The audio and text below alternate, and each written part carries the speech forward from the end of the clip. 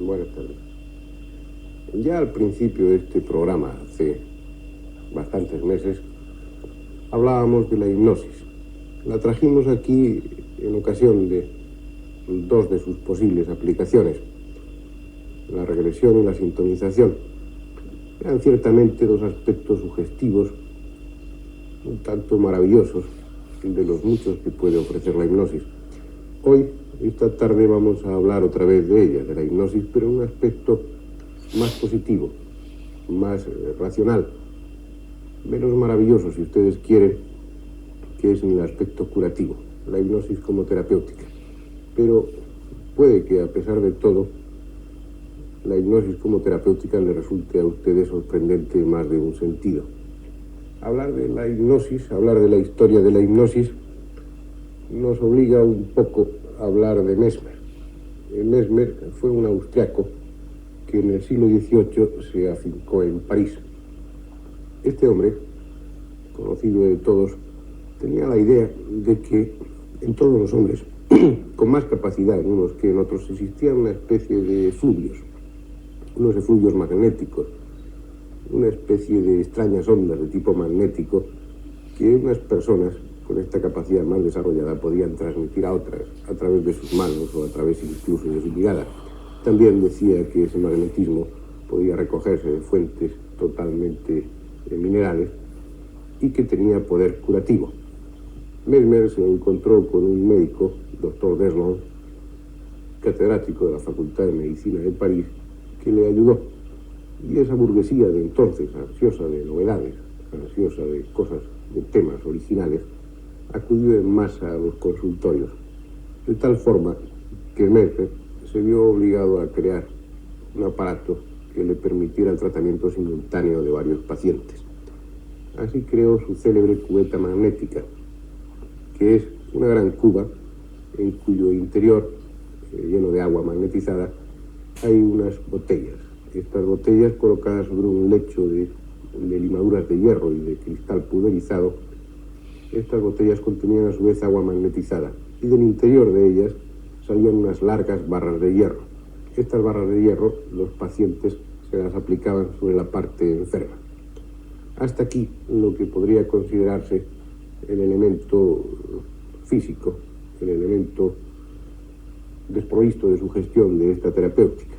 Podría pensarse en un principio que sí, que realmente el magnetismo tenía algún tipo de actuación, pero lo importante para nosotros era todo el aparato que envolvía a la cubeta magnética, todo el aparato sugestivo que envolvía a Mesmer. La habitación tenía una luz adecuada, una especie de penumbra. Había un músico, varios que interpretaban con instrumentos apropiados una música insistente, machacona, con un ritmo como puede ser el del tam-tam de un hechicero o como puede ser el monótono tic-tac de un metrónomo. Había una tensión, una expectación cargada de angustia en gran parte de estos enfermos que acudían ahí. Y en un momento determinado, con gran dramatismo, hacía su entrada Mesmer, un hombre de aspecto impresionante, cubierto con una larga túnica. Dirigía su mirada penetrante hacia los que allí estaban, y eso era suficiente para que los más sugestionables cayeran en una especie de trance hipnótico, un auténtico trance hipnótico seguido de convulsiones. Los más que estaban allí, tras el ejemplo del primero, los dos primeros que caían en trance, ponían de su parte todo lo posible para caer también en ese extraño trance, que era realmente un trance hipnótico. Y algunos se curaban. No los curaba Mesmer, se curaban ellos solos por autosugestión. Aquellos que acudían allí con enfermedades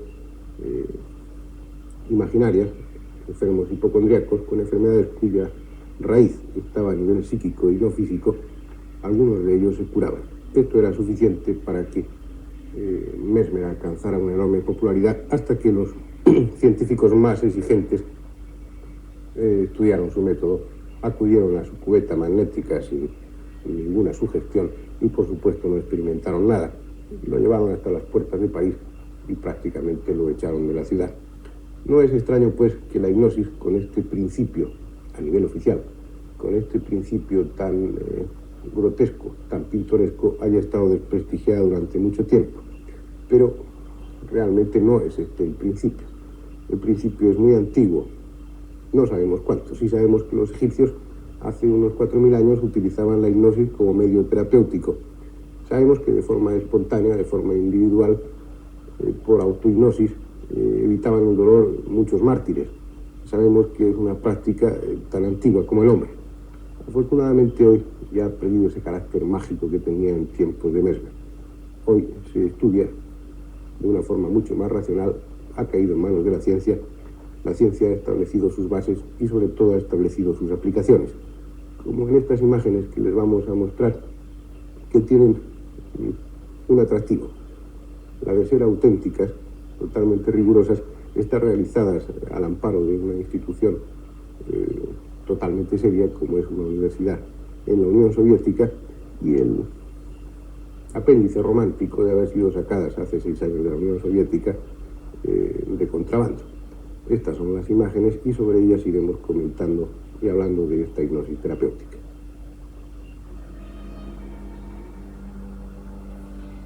No es que Rusia sea una excepción. Estas imágenes podrían haberse obtenido en cualquier otra universidad. Aquí en España se realizan este tipo de actividades con frecuencia. Pero en este caso es una facultad de medicina dentro de la Unión Soviética. Se pide la colaboración de los estudiantes que asisten a la clase. La vía utilizada normalmente, y también en este caso para entrar en un trance hipnótico, suele ser la sugestión. Se van inhibiendo los sentidos, la conexión con el mundo externo, manteniendo como único contacto el oído, y este limitado a la voz del sofronizador. Las palabras de este van a sustituir la labor de los sentidos. Es decir, el sujeto hipnotizado sentirá las órdenes, o mejor sugestiones, que se le hagan, como está sucediendo en este caso.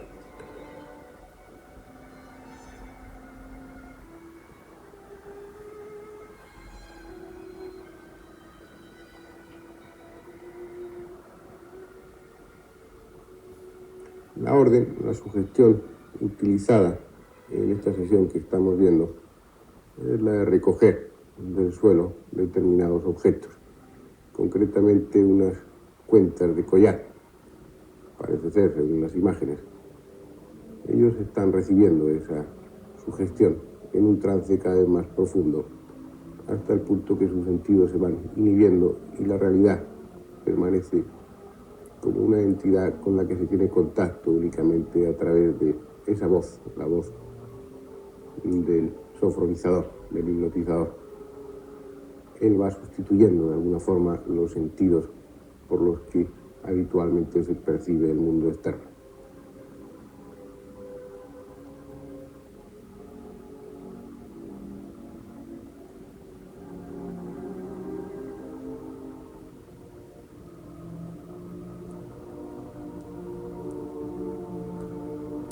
Cada vez más profundamente relajados, cada vez más profundamente en trance hipnótico, van percibiendo las sensaciones que su guía, que el hipnotizador, les va sugiriendo.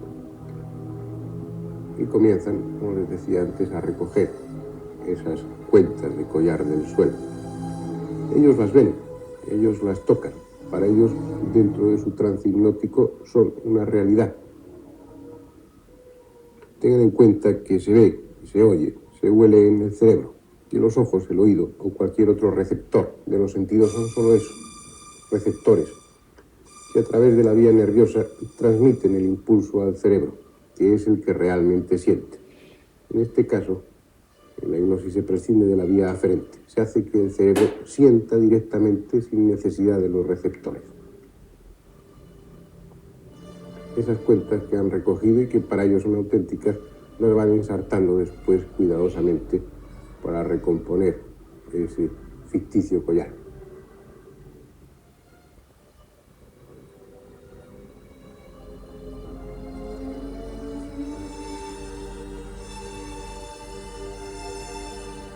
En este caso se va a realizar otro tipo de experiencia. En estado de hipnosis se le ha sugerido que al despertar el olor de las flores le será desagradable. Luego, una vez despierta, se le dice que esa orden no la recuerde conscientemente. que la despierta y ella irá a su sitio con esa orden en el inconsciente. Ella no la recordará en estado vigil, en estado de conciencia normal, pero enseguida veremos los efectos. Recuerden que la orden sugerida en estado hipnótico es que el olor de las flores la resulte desagradable.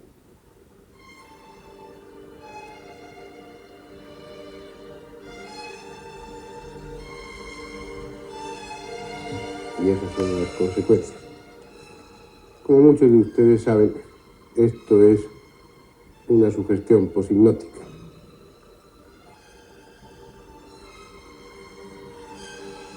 Una vez liberada de esa orden, ella percibirá el olor normal y agradable de las flores. Hay que decir tiene que la sugestión poshipnótica se puede utilizar, y de hecho así se hace con fines curativos, para dejar de fumar, por ejemplo.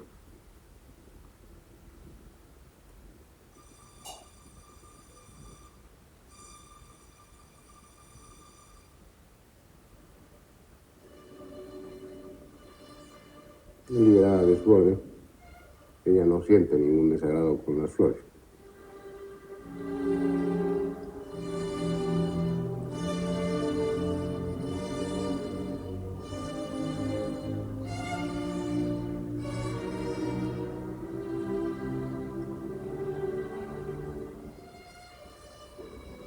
El estado hipnótico ha sido estudiado desde muchos ángulos. Son numerosos, incalculables ya, los volúmenes escritos sobre esta materia. Se ha estudiado desde todos los puntos de vista, desde todos los ángulos. En la Unión Soviética, ni más ni menos que en cualquier otro país. Y una de las formas de estudiar el estado hipnótico es a través de la electroencefalografía. Interesaba saber si durante la hipnosis se modificaban sustancialmente las constantes fisiológicas. Merced a un polígrafo se podía determinar el trazado electroencefalográfico, el ritmo cardiorrespiratorio y alguna que otra constante.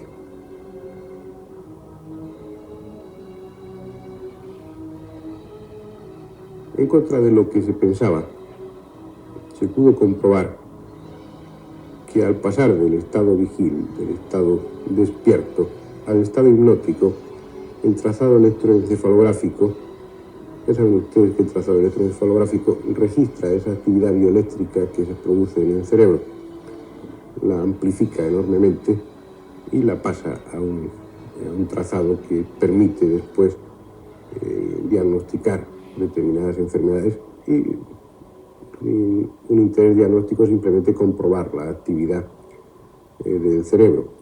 En este caso, vieron que no se modifica prácticamente el trazado electroencefalográfico.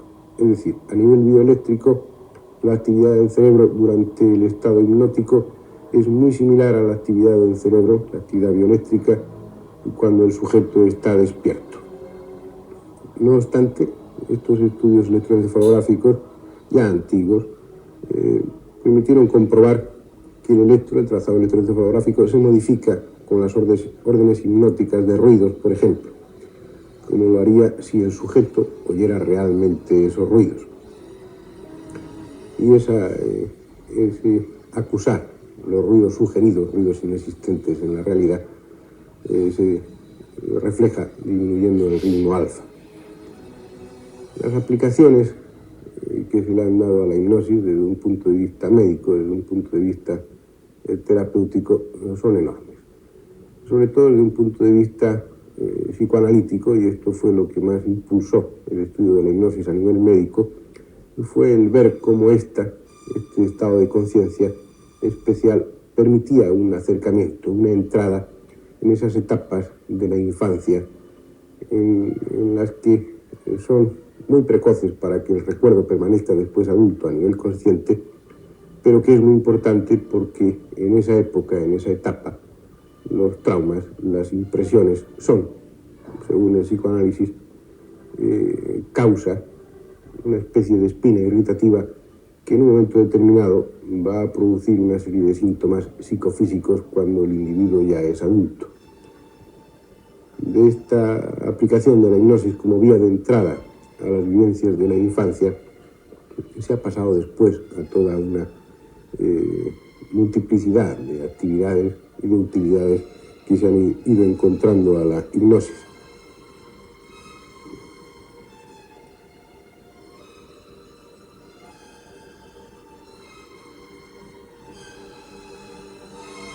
No olviden que todos esos recuerdos, todas esas vivencias vividas por nosotros durante nuestra infancia, en los primeros años, incluso en los primeros meses de nuestra vida, están archivadas, están guardadas en alguna parte de nuestro cerebro, en algún rincón de nuestra memoria no accesible a la conciencia, no accesible a las vías de recuerdo normales. Están ancladas, están fijadas, a veces con una tremenda fuerza, estas vivencias, unas veces agradables y en algunas ocasiones intensamente desagradables, que después, como decía antes, como insiste el psicoanálisis, van a modificar toda la vida del sujeto.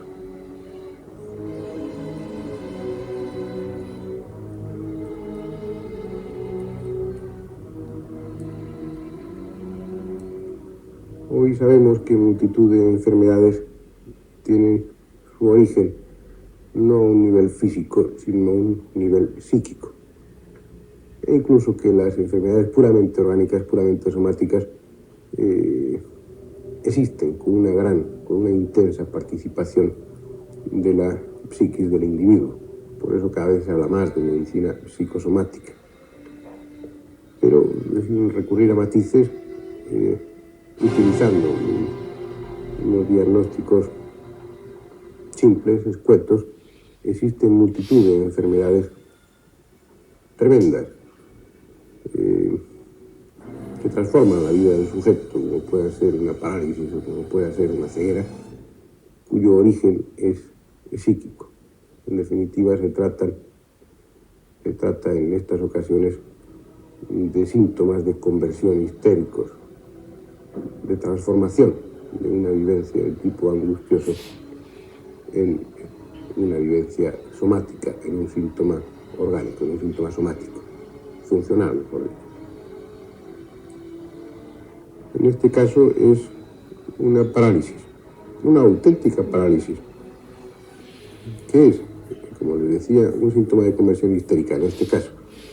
Parálisis histéricas que duran a veces toda la vida, ya que al poco tiempo se asocian a una auténtica atrofia muscular por la no utilización de esos músculos. Muchas de estas parálisis se curan en los grandes centros de peregrinación religiosa. Muchos de estos enfermos paralíticos que se curan en Lourdes, en Fátima o en otros centros no católicos, hay centros de este tipo en todas las religiones, muchos de estos enfermos son auténticos paralíticos histéricos, auténticos paralíticos cuyo origen es psíquico. Estas enfermedades motoras son relativamente frecuentes con este origen, dando un movimiento de tipo cuneiforme, trastornos psicomotrices, trastornos de la coordinación motora, trastornos que duran años, que a veces duran toda la vida y que son tan importantes y crean una enfermedad tan importante como si se tratara de auténticas lesiones orgánicas. Vamos a asistir ahora a un hecho emocionante en muchos sentidos. Van a ver unas imágenes dramáticas y sobre todo auténticas. En una sesión de hipnosis se pone en trance profundo a esa paciente parapléjica que veíamos antes. No puede andar, sus piernas no le sirven. Para ella su parálisis es indiscutible, para ella y para su familia. No puede andar aunque quiera.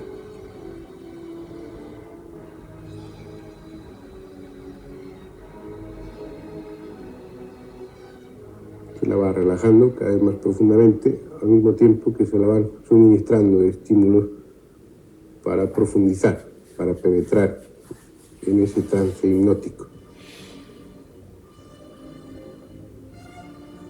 No son imágenes simuladas, no es una dramatización.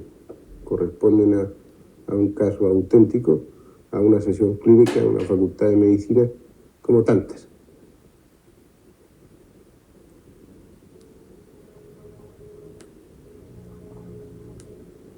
durante el trance se le hace revivir ese trauma psíquico que la produjo el bloqueo, la negación subconsciente a caminar. Pero esta vez el médico la forzará a huir de la situación. La va a liberar de su autocastigo. Y en un momento determinado ella, en trance hipnótico, echará a correr.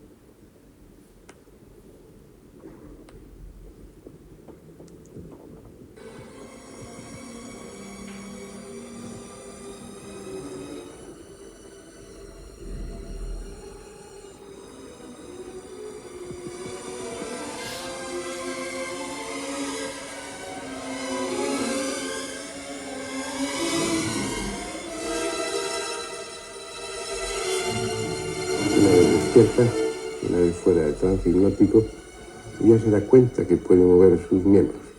Se da cuenta de que realmente puede moverse con libertad. Ojalá fuera tan fácil siempre poder solucionar este tipo de problemas. La silla de ruedas queda al fin abandonada.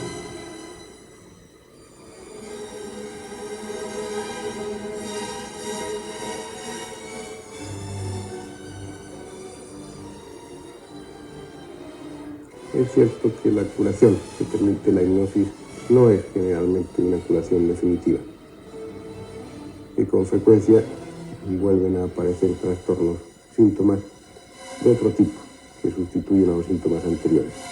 Este es un caso aún más dramático. Les insisto en que estas imágenes son auténticas, auténticos pacientes y los momentos recogidos los de su auténtica curación. Esta enferma está ciega. Es una ceguera histérica, probablemente por la visión de un hecho sumamente angustioso en una etapa anterior de su vida. Está en estado hipnótico profundo. Se va a revivir, tal como preconizan los psicoanalistas, ese trauma. Y ella, de repente, ve.